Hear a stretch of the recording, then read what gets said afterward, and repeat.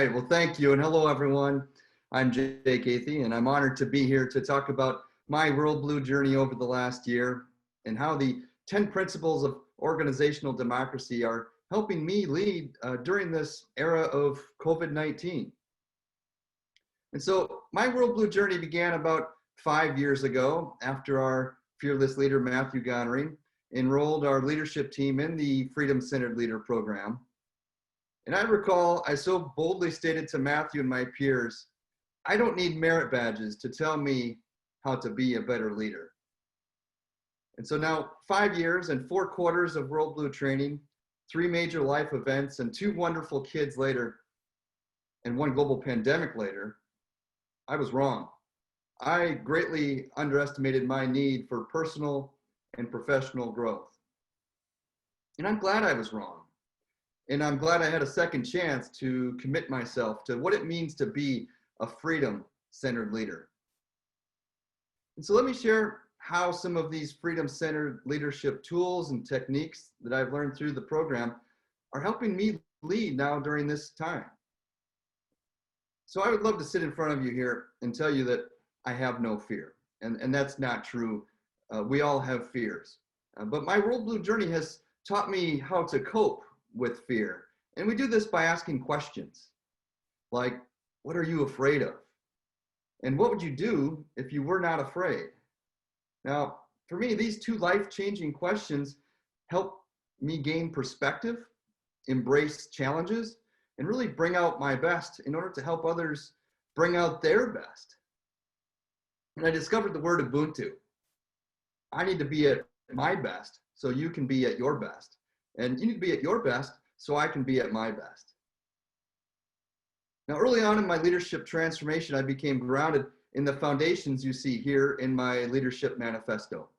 And this brought together my personal purpose and vision, values, and mantra of what I stand for as a leader. And that is to care greatly. And this really helps me bring out my best so we can all bring out our best.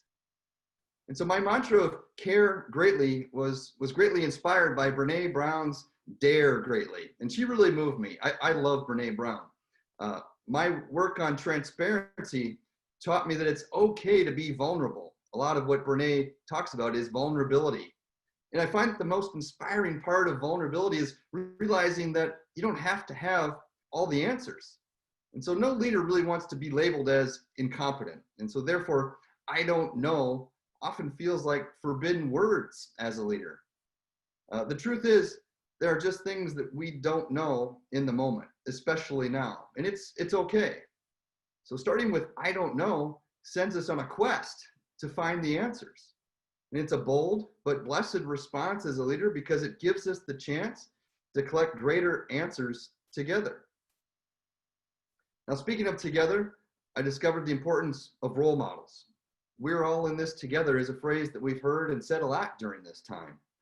And that emphasizes the importance of role models, others that we can learn from in order to face the uncertainty of the time and channel those lessons in order to really bring out our best, to be a role model, to be the leaders that our teams need, to face the fears of running our businesses during these uncertain times.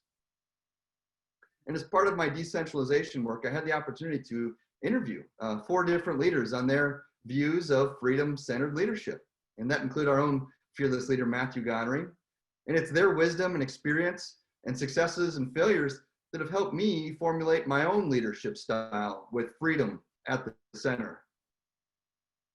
Now, this work on decentralization it was met closely by the work on accountability. In decentralized organizations, there must be strong accountability. And that's the beautiful pair here, that in freedom, in decentralized frameworks, it's made complete with accountability. And so this phrase of grow a pair is from New York Times bestselling author Larry Winget in his book, How to Stop Being a Victim and Take Back Your Life, Your Business, and Your Sanity. And let me tell you, that was a fun audible book to listen to if you ever get the chance. And it was my reflections here that really helped me understand myself in ways that balance decentralization with accountability. And he says, change by example. Be the way you want others to be and hope they pay attention. And so now to be a change leader or a leader in times of change, It's important to know your boundaries.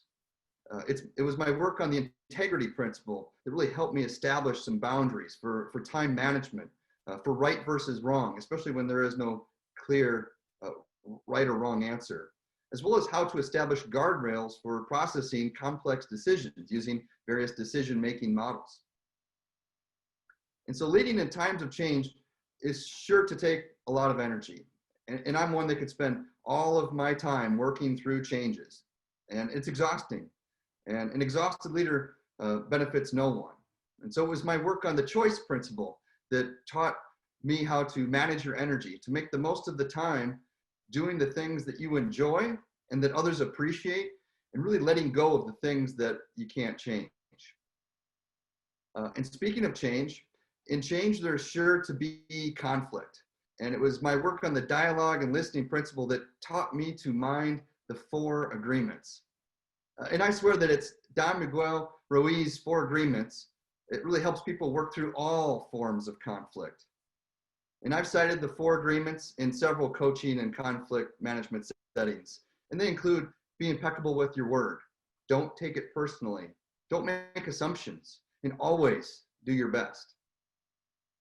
Now, working through conflict often brings us closer together as human beings. And conflict affords us great opportunity to raise our understanding of how others perceive things. It helps us move beyond you versus me, and ultimately how to be with we. And so working through the blueprint of we with my wonderful colleague Annette provided an incredible framework for a collaboration and for how we build high-performing teams and stronger relationships. And it helps us craft our story. It helps us define how we come across, align our goals, appreciate our values, and bring clarity to working through what can be complex dynamics. And this is what strong teams are made of. Now, teams are made stronger when they're constructed with diverse perspectives. And different perspectives really come with different opinions, experiences, and understanding. People are often shaped by their struggles, and teams are sure to have people working through struggles. And so it was my work on the fairness and dignity principle that taught me to have compassion as a leader. Compassion really helps me lead as my Christian beliefs have taught me. And it's our individual and collective perspectives that are enriched when we can take a global perspective. And now more than ever, it's important to be a global citizen. And as part of my individual and collective work, I wrote a citizen manifesto for what it means to be a citizen in a freedom-centered company.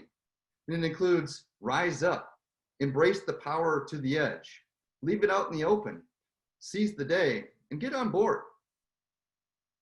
Now, as a global citizen working through struggles and conflict, times of change and different perspectives, it's important to be appreciative of others, and not only compassionate and globally minded, but really appreciative of the different opinions and the talents and the experiences that others can bring.